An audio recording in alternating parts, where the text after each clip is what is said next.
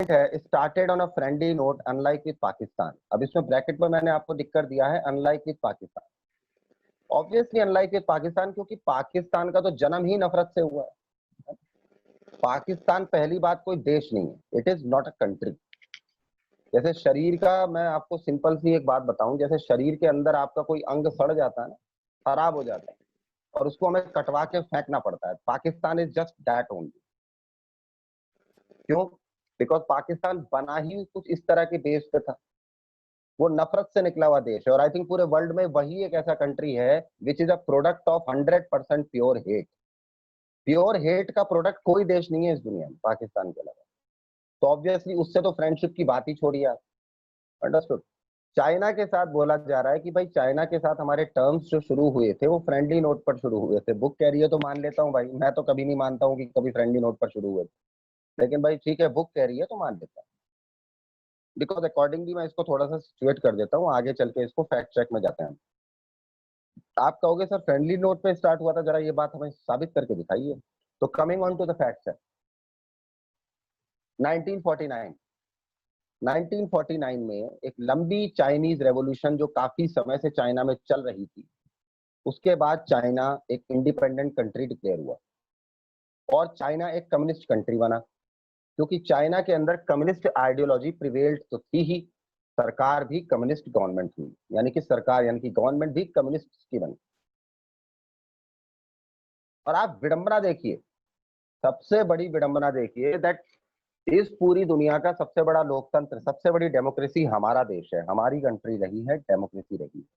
और पूरे वर्ल्ड में चाइना के अंदर जो कम्युनिस्ट गवर्नमेंट आई थी उसको सबसे पहले रिकॉग्निशन देने वाला कौन था? इंडिया। यूएनओ के अंदर चाइना को सपोर्ट करने वाला कौन था? इंडिया। चाइना की कम्युनिस्ट गवर्नमेंट को कोई सपोर्ट नहीं कर रहा था, nobody was supporting the China, because every nation was in a build of it कि भाई अभी कॉलोनियलिज्म खत्म हुआ है, डेमोक्रेसी जब आनी स्टार्ट हो रही है और एक कम्युनिस्ट गवर्नमेंट फिर से कुछ इस तरह की लहर आज से 50 to 60 इयर्स बाद डेवलप करने की कोशिश करेगा। Therefore no nation either that was developing और दैट वाज डेवलप्ड, किसी भी तरह का देश चाइना के अंदर इस चेंज को एक्सेप्ट करने को तैयार नहीं था। बट इंडिया, चीनी भाई, नेहरू हमारे प्रधानमंत्री थे, वो मैदान में कूदे और कूद कर उन्होंने सीधा सीधा भाई चाइना को 100% सपोर्ट लैंड कर दिया अपनी तरफ। अब आप डिसाइड कीजिए कि ये गलत था या सही था। When it came out of western shadow, western shadow मैं आपको ऑलरेडी बता चुका हूं। अब आप मुझसे क्वेश्चन पूछ सकते हैं सर चाइना के अंदर जो इतनी रेवोल्यूशन चल रही थी वो चल किस बात की रही थी जिससे चाइना ने इंडिपेंडेंस पाई? And after attaining independence China came into the existence of a communist country named as communist China. तो 1949 में एक तरीके से चाइना इंडिपेंडेंट हुआ था। उससे पहले वो किसके अंडर था? वो वेस्टर्न शेडो यानी कि यूरोपियन कंट्रीज के ही अंडर डायरेक्टली और इनडायरेक्टली चाइना था। उन्हीं यूरोपियन कंट्रीज से उसको भी आजादी 1949 में मिली, जिससे इंडिया को मिली थी 1947 में। Next point, therefore further help the new government of China in an international forum. India के इसी सपोर्ट के कारण चाइना को मौका मिला इंटरनेशनल प्लेटफॉर्म पर अपने पैरों पर खड़ा होने का।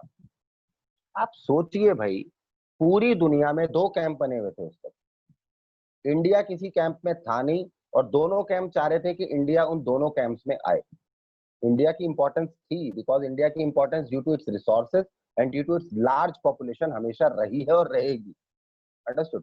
तो दोनों चाह रहे थे भाई कि हमारे कैंप में आए। इंडिया किसी कैंप में गया नहीं और इंडिया ने चाइना को और सपोर्ट लैंड कर दिया। तो India was a powerful country at international forum at that point of time. तो चाइना को इंडिया ने सपोर्ट किया, तब जाकर चाइना नजर में आया दुनिया से, अदरवाइज चाइना अलग थलग पड़ा हुआ था। इसकी वजह से क्या हुआ? आफ्टर लैंडिंग द सपोर्ट,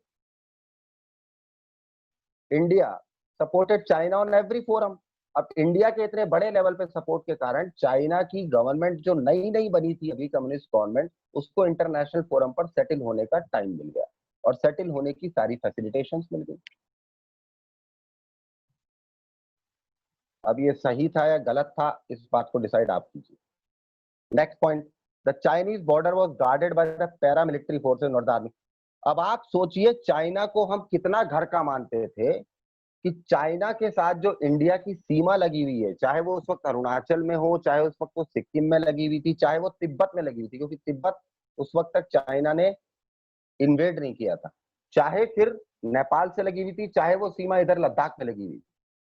कहीं भी जो चाइना की हमारे जो बॉर्डर्स लगे हुए थे इंडिया के साथ, वहां पे आर्मी नहीं खड़ी थी, वहां पे पैरामिलिट्री फोर्सेस खड़े हुए थे। बट आप सोच सकते हैं, इंटरनेशनल बॉर्डर्स पर आर्मी ना खड़ी करके आप इंटरनल सिक्योरिटी फोर्सेस को वहां पर लामबंद कर रहे हैं। भाई पैरामिलिट्री फोर्सेस का काम होता है क्या बॉर्डर्स को गार्ड करने का? मतलब सीधी सी बात है भाई साहब, मैं तो सिंपल सी कहूंगा, चोरों की नगरी के अंदर आपको चोरों पर इतना यकीन है कि आप घर पे जो है ताला लगा के गए नहीं, बस बाहर से कुंडी लगा दी, चोरी मेरे घर में तो कोई करेगा नहीं क्योंकि मैं तो चोरों का भाई हूँ, और सबसे पहले वो चोर आप ही के घर को तोड़ के चोरी करके जाएगा। वही फैक्ट यहाँ था भाई, आपने अपने बॉर्डर्स की इतना चाइना पे आपको भरोसा था कि आपने सिर्फ फॉर्मेलिटी के लिए वहां पे पैरामिलिट्री फोर्सेस खड़े कर रखे थे। और paramilitary forces internal security systems के लिए ज्यादा रिस्पॉन्सिबल होते हैं, वहां पर आर्मी खड़ी की जाती है।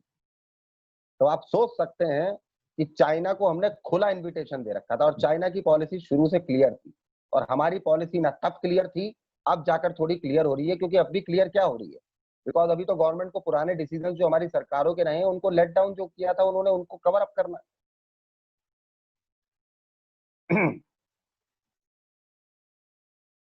Next point, the Chinese border was guarded by the paramilitary forces not the army. Army नहीं खड़ी है, पैरामिलिट्री फोर्सेस से गार्ड, आपका देश पैरामिलिट्री फोर्सेस बॉर्डर्स पे खड़ी हुई थी चाइना से। अब आप सोच सकते हैं कितना सिक्योर था आपका बॉर्डर। नेक्स्ट पॉइंट, 29 अप्रैल 1954, पंचशील, पंच का मतलब होता है 5,